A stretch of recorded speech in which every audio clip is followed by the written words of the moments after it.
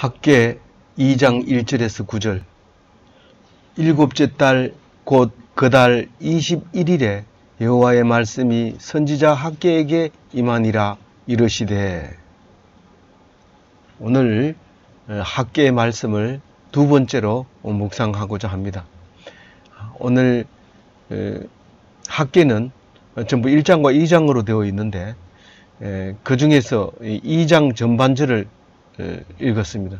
그래서 3일을 묵상하게 되는데 아주 짧은 이 학개가 어떻게 우리에게 큰 중요한 자리를 차지하고 있는가 하는 것을 볼 때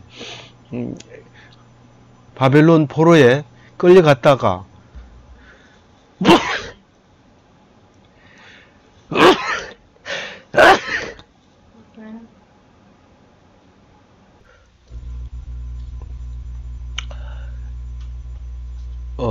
이 학개는 바벨론 포로에 끌려갔다가 온 사람들의 첫 번째 예언자라고 볼 수 있습니다.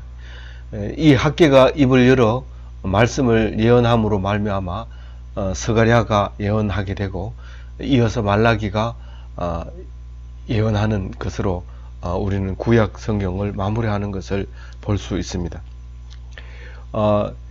이 학개 선지자의 말이 비록 4번 예언합니다. 오늘 두 번째 예언하고 있는데요. 세 번째 예언은 두 달 뒤에 그러니까 6월 7월 하고 그 다음에 9월달, 지금 오늘 끝에 보면은 9월달에 2번 예언함으로써 4번 예언하게 되는데 6월달에 예언하고 7월달에 지금 예언하고 그렇게 해서 4개월간 이제 활동함으로써 학개는 끝나지만 사실 어떤 학자들은 최선을 다해서 예언을 했다. 그러므로 이분은 나이가 많아서 더 활동을 못했을 거다. 이렇게 얘기하는 분들이 있습니다.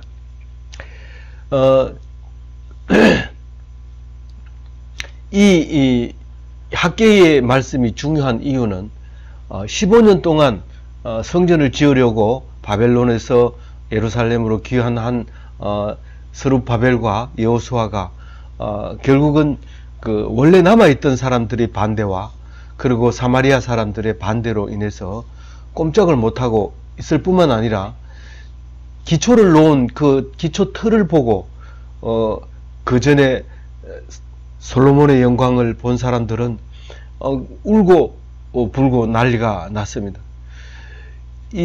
그래서 별로 의욕도 없는 데다가 또 반대하는 사람도 많은 데다가 또 힘조차 없습니다. 그것을 세울 능력조차 없습니다.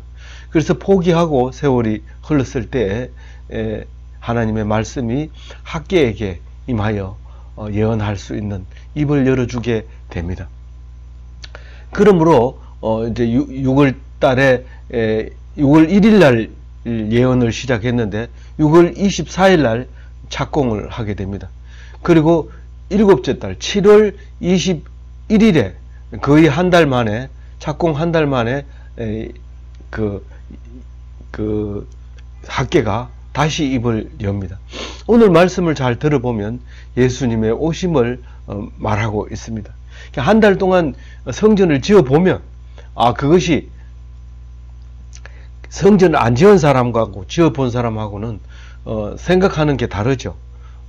그래서 성전을 지었을 때 비록 보잘것없고 하찮은 것을 지어야 되느냐, 최고가 아니면 지을 필요가 없다고 생각했던 사람들에게 다시 한번 학개가 말함으로써 용기를 얻어서 성전을 지어 나갈 수 있게 됩니다.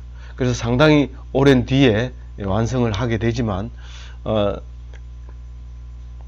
짓게 되어 갑니다.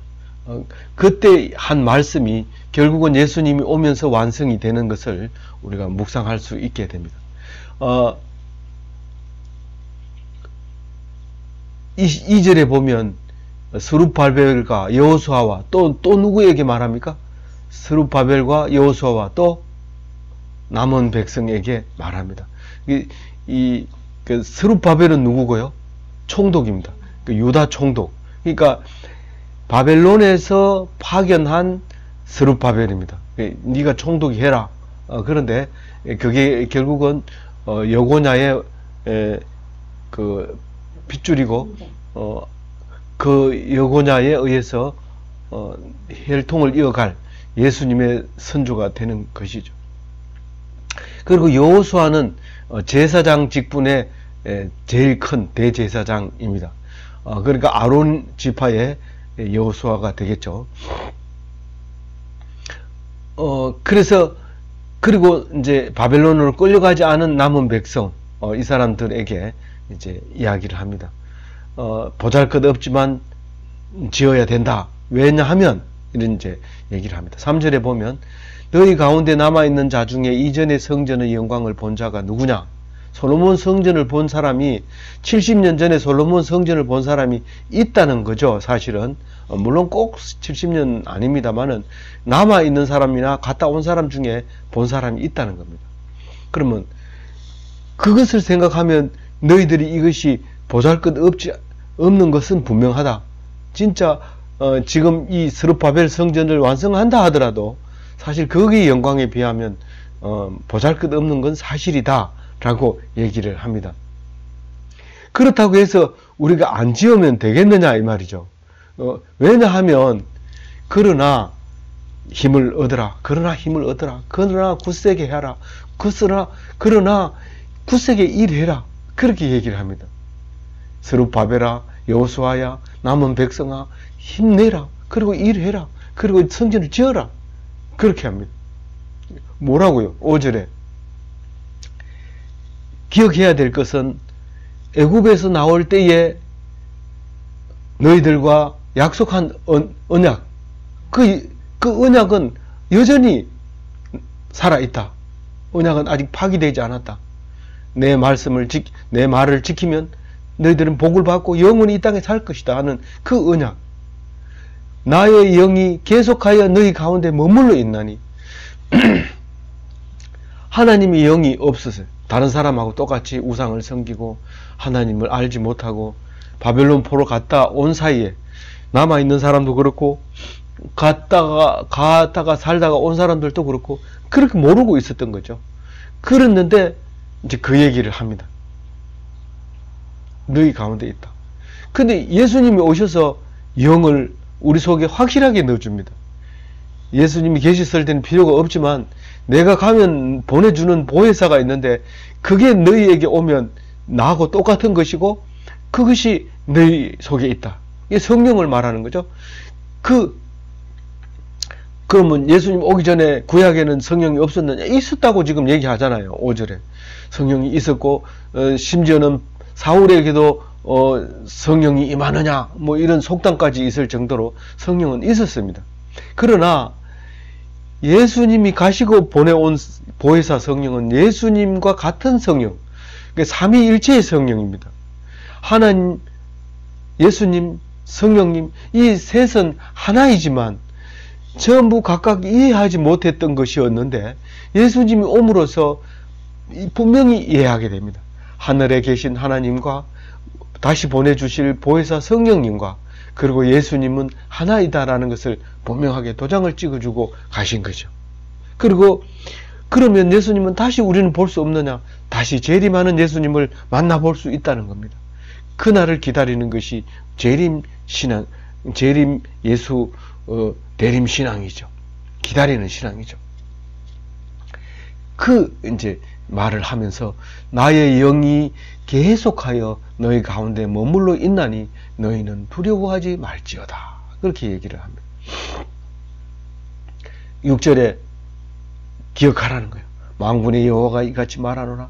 조금 있으면 내가 하늘과 땅과 바다와 육지를 진동시킬 것이요. 조금 있으면 무슨 말이에요? 그날이 오면 조금 있으면 조만간에 호련히 갑자기 구름 타고 도둑같이 새벽같이 번개같이 오리라. 조금 있으면 온다는 거예요. 그건 뭐예요? 믿음으로 믿는 거지요. 이거 놓치면 신앙생활 끝나는 거죠. 조금 있으면 이 단어를 놓치면 안 돼요. 꼭 지키고 있어야 돼요.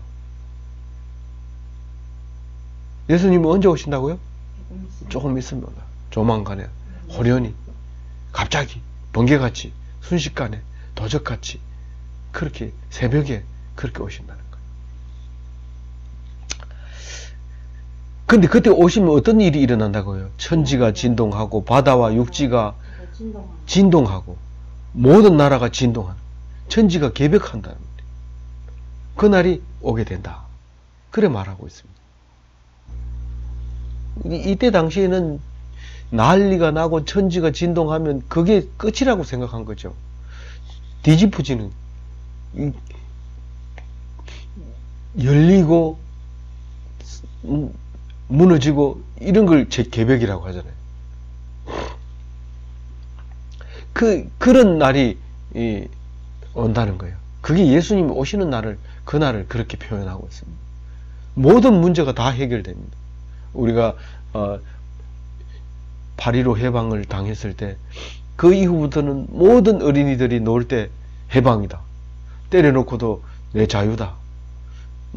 자기 남의 물건을 가져가지고 자기가 쓰고도 자유다.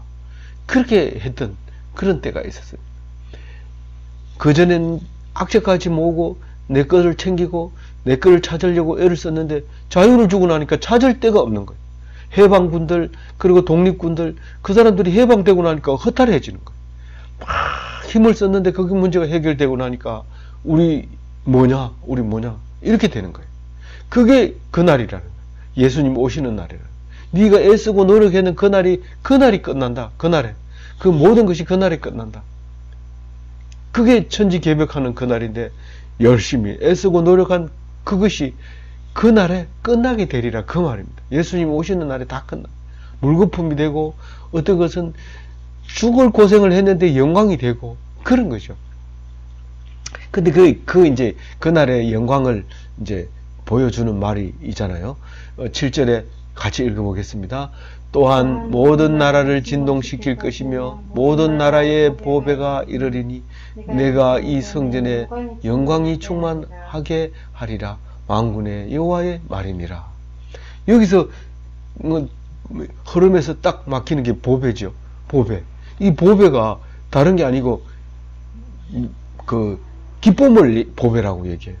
우리가 보석이나 뭐 그런 거 보면 기쁘잖아요. 다이아몬드 아무것도 다이아몬드를 처음 보는 사람, 설명도 들어보지 못한 처음 보는 사람이 다이아몬드를 보면 그냥 안 봅니다. 그냥 지나가지 않습니다. 뭐 누가 봐도 그건 다이아몬드는 뭔가 신기한 거고 그래요. 저는 다이아몬드가 사실 설명을 들어본 적도 없고 큰 걸 본 적도 없고 또 작은 것은 또 눈에 들어오지 않아서 못 봤는데 어느 날 가다가 보니까 그 석영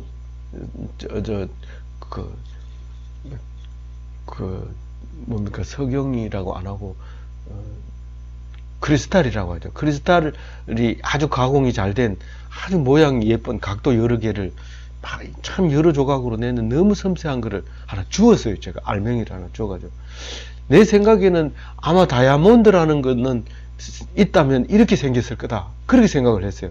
그래서 제가 그거를 종이에 싸가지고 며칠 가슴 속에 넣어놓고 두근거리다가 그 보석상에 이제 가지고 갔어요. 이제 큰 희망을 걸었죠. 이게 다이아몬드다. 그럼 소문 들은 대로 이게 엄청 비싼 걸 텐데 이거를 이거 가서 막 그 말이 떨어지면 나는 기절할지도 모른다 이러면서 마음을 다잡아먹고 가슴을 해가지고 가서 아저씨 이게 뭡니까?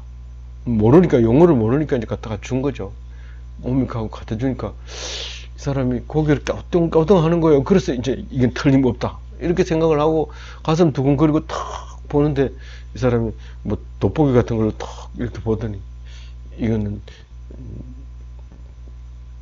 방금 뭐라고 그랬죠? 크리스탈이다 이렇게 얘기하는 거예요. 근데 그게 믿어지지 않는 거예요. 그 말이 믿어지지 않아 가지고 이 사람 잘 모르는가 보다. 그래서 그걸 도로 달라고 그래서 싸가지고 오면서 뭐 크리스탈이면 얼마입니까? 뭐 이렇게 물으니까 그건 뭐 돈도 안 된다 이러더라고. 그래서 그걸 싸가지고 오면서 이제 다른 데 가보겠다 이러고 며칠을 거기다 놔뒀는데 아무리 생각해도 그 사람은 바보가 아닌 것 같아. 그건 장사를 오래 한 사람들이고 그래서 내가 너무 뭘 모르는구나 그렇게 생각하고 버린 적이 있는데 그 보배가 보배인 거예요. 그걸 보면 뭔가 기쁜 거예요. 우리는 눈높이가 낮으니까 크리스탈을 보고도 놀라는데 진짜 다이아몬드로 봤으면 아마 까무러쳤을 거 아니에요. 난 몰라도 한 번도 못 봐도 그렇게 생각했을 거란 말입니다. 지금도 아직 큰 거는 뭐 자세하게 보지는 못했습니다. 뭐 이렇게 TV나 이런 데로 봤지 뭐 이 쇼케이스 속에 들어있는 것도 큰 건 내가 못 봤어요. 그런데 그 보배가 이르게 된다. 언제요? 천지가 진동할 때 그 보배가 우리에게 오는데 그 보배가 결국은 성전의 영광이 가득하게 된다는 거예요. 성전의 영광이 가득하게 된다는 거예요. 근데 이 스룹바벨 성전은 사실은 그런 영광을 기록하지 않아요. 성경 속에. 물론 기록했는데 이 캐논에서 빠졌는지는 모르지만은 하여튼 성경에는 없어요. 이 스룹바벨 성전이 그 영광이 충만하거나 없습니다. 그래서 나중에 헤롯 성전이 다시 짓게 되죠. 헤롯 성전은 그야말로 잘 살 때 로마 시대에 지은 거기 때문에 엄청 규모가 큽니다. 짓고 또 짓고 또 짓는데 지금 그 스페인에 가면 아직도 짓고 있는 그 천주교 성당이 있는데 아주 오랫동안 짓는데 그게 헌금을 받아 짓다 보니까 연도가 없었는데 완공 연도가 2021년인가 그렇게 된다고 이제 가이드가 얘기를 하는 걸 들었는데, 왜냐하면 이제 헌금 들어오는 게 이제 정해져 있고 작정하는 게 정해져 있으니까 이제 완공하는 연도가 이제 정해지는 그런 거다. 그 설계한 사람은 죽고 시공한 사람 죽고 지금도 여전히 공사하고 있다. 이제 그런 걸 하면서 엄청 많은 관광객들이 오는데 발 디딜 틈이 없는데 전부 한국 사람 너무 많아요. 깜짝 놀랐어요. 여기서 비행기 14시간 타고 가가지고 그렇게 많은 사람들이, 지금도 스페인을 향해서 비행기 하늘 위에 떠 있는 사람들이 엄청 많습니다. 그 영광이 그 성전에 가득 충만하리라 했을 때 솔로몬의 영광도 스룹바벨의 영광도 헤롯의 영광도 아니고 예수님의 영광이라는 사실을 우리는 알게 됩니다. 왜냐하면 우리는 기독교인이기 때문에, 예수님이 성전이라는 걸 알기 때문에. 예수님이 어떤 분이냐, 이 스룹바벨 성전이다라고 우리가 이 스룹바벨을 읽고 있는 거죠. 예수님을 설명하고 있는 거죠. 예수님은 3년 동안 기록해 놓은 4대 복음 말고는 예수님을 설명하지 못하지만 과거의 모든 예언서, 시편, 잠언, 전도, 역사서, 율법서, 이 모든 것이 다 예수님을 말하고 있는 거잖아요. 그러니까 이 성전의 영광이 충만하게 되는 것은 결국은 스룹바벨 성전 원한 것이지만 그게 아니라 예수님이 너희가 성전이다 할 때 예수님이 우리를 성전 삼아 주시고 그 영광을 우리에게 돌리는 것을 생각할 때 이 말씀이 그냥 간단한 거야. 그럼 우리가 보배입니까, 보배 아닙니까? 우리가 보배입니까, 보배가 아닙니까? 보배. 다이아몬드보다 더 귀한 보배라고 지금 말하고 있잖아요. 그것도 모르고 다이아몬드만 보배인 줄 알고 자기 목숨을 버리고 다이아몬드를 구하는, 얻어내는 그런 어리석은 짓을 하지 마세요. 그건 돌입니다, 돌. 하나님이 딱 하면은 원소도 그냥 분해를 해버려요. 그게 원소를 알고 봤더니, 다이아몬드의 원소를 알고 봤더니 탄소예요, 탄소. 시커먼 탄소. 그거하고 동일한 거예요. 하나님이 딱 다부지게 움켜쥐니까 다이아몬드가 된 거고, 느슨하게 풀어놓으니까, 가루를 만들어 놓으니까 시커멓게 탄소가 된 거고, 그런 것 뿐이에요. 하나님이 하시면 다 시커멓게 만들고 그렇게 해요. 다이아몬드도. 8절 읽어봅니다. 은도 내 것이요 금도 내 것이라 이니라 만군의 여호와의 말이니라. 세상에 있는 모든 은이 하나님 거예요. 세상에 있는 모든 금이 하나님 거예요. 왜 다이아몬드는 얘기 안 해요? 다이아몬드는 이때 쓰는 말도 아니고 그걸 찾아낼 줄도 몰랐어요. 다이아몬드 흙 묻었으니까 뭐 좀 이상한 게 있다, 그 정도밖에는 몰랐어요. 그리고 지금 가공했으니까 아름답죠. 한쪽 일부분 깨졌을 때는 그냥 유리 조각 모여 있는 거나 비슷해요. 그걸 가공해서 지금처럼 아름답게 꾸밀 수 있는 거죠. 다이아몬드 원석은 절대로 값이 비싸지 않습니다. 그것을 세공업자가 세공 기술을 동원해서 얼마나 많은 각도를 깎느냐. 이 굴절률이 높기 때문에 조금 작은 각도만 줘도 빛이 바짝바짝 나깁니다. 조금 각도를 많이 주면 줄수록 많이 반짝거립니다. 조금만 움직여도 반짝반짝하기 때문에 그게 값이 비싼 거죠. 그래서 현미경을 들여다보고 얼마나 많은 각도를 냈느냐, 그걸 가지고 가격을 매기게 되는 거죠. 그래서 그 다이아몬드도 하나님 거고, 모든 보배도 하나님 거고, 모든 영광도 하나님 거다. 그 얘기를 지금 8절에 하고 있는 거예요. 마지막 9절 같이 읽어봅니다. 이 성전의 나중 영광이 이전 영광보다 크리라. 만군의 여호와의 말이니라. 내가 이곳에 평강을 주리라. 만군의 여호와의 말이니라. 하나님께서는 솔로몬 영광을 그걸 생각하고 성전을 안 짓고 통곡하고 앉아있는 그 사람들을 보고, 그게 아니야, 솔로몬의 영광보다 더 큰 영광이 있어, 너희들은 성전을 지어야만 해. 근데 안 되잖아요. 그러니까 예수님 보냈잖아요. 그래서 예수님이 솔로몬의 영광보다 더 큰 영광을 예수님에게 주잖아요. 그 예수님 돌아가셔 뽑잖아요. 돌아가니까 너에게 주는 거야. 너가 그렇게 영광스러운 거야. 너가 그렇게 귀한, 솔로몬의 영광보다 더 귀한 영광이야 라고 말하고 있는 겁니다. 이 음성을 들으셔야 됩니다. 이 음성을 들어야 오늘 하루가 행복하고 더 풍성한 삶을 살게 되는 겁니다. 예수님 십자가에 돌아가시면서 너도 죽으라 이렇게 한 게 아니고 더 풍성한 삶을 살게 하기 위해서 오신 겁니다. 만약에 예수님처럼 똑같이 십자가에 죽도록 여러분들을 남겨둔다면 예수님의 죽음은 헛될 뿐만 아니라 왜 아들을 죽여서 많은 사람을 또 죽이게 합니까? 내 아들을 죽이는 것은 많은 사람이 행복하게 하기 위해서 그렇게 한 겁니다. 이 말씀을 믿고 복된 그리스도인이 다 되시기를 주님의 이름으로 축원드립니다.